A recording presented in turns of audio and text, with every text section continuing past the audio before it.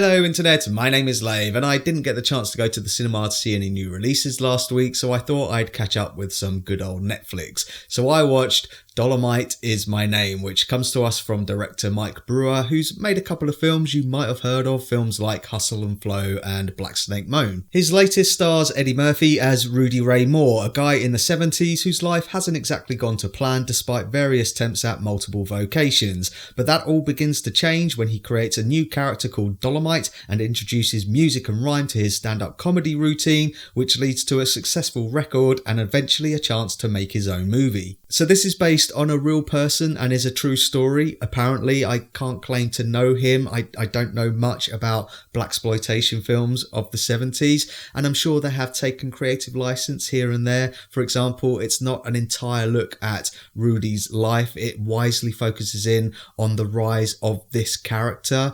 The first act is really engaging and entertaining as we find out a bit about him and where he gets the inspiration and how he creates and molds this character. But the film really took off for me when they start making their movie, when it becomes a movie about making a movie. And I've got a real soft spot for films that do that.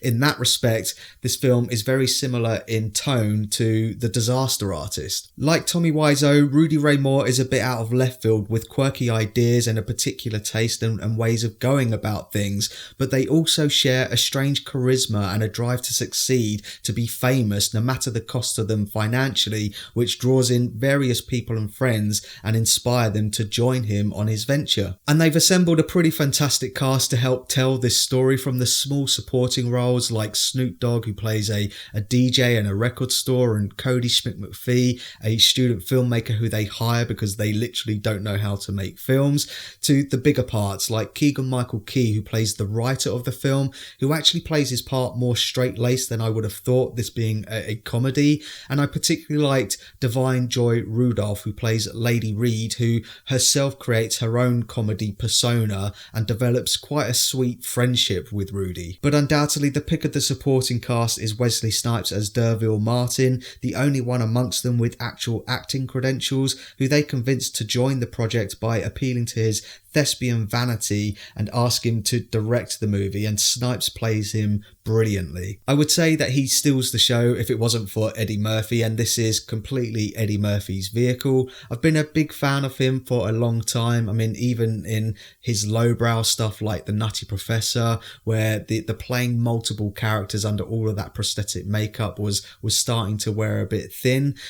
You can't argue that he didn't bring those characters to life. He's such an observant actor and comedian, and it's so nice to see him be so clearly invigorated and invested in this character, and he's clearly passionate about telling this story. And on top of that, the story is well crafted and well paced with good production values that drops you right back in the 70s, except for when it's recreating the low budget look of the actual movie, which again is an absolute ton of fun. And what's really great is at the end of the film you get to see snippets in the credits of the movies that they're recreating, which is cool because it made me think of The Disaster Artist, and I'd already seen The Room, the film that the film was about, and I always wondered would I have enjoyed The Disaster Artist if I hadn't seen The Room beforehand. Now I hadn't seen Dolemite and I really enjoyed this movie. So that's my thoughts on Dolemite Is My Name, and pause the video if you want to take a closer look at my enjoyment tracker now. It's another win for Netflix if you have it and you like movies about making movies, or if you're a fan of Eddie Murphy and you're wondering, what have you done for me lately, Eddie? Then definitely give this a go. I think this,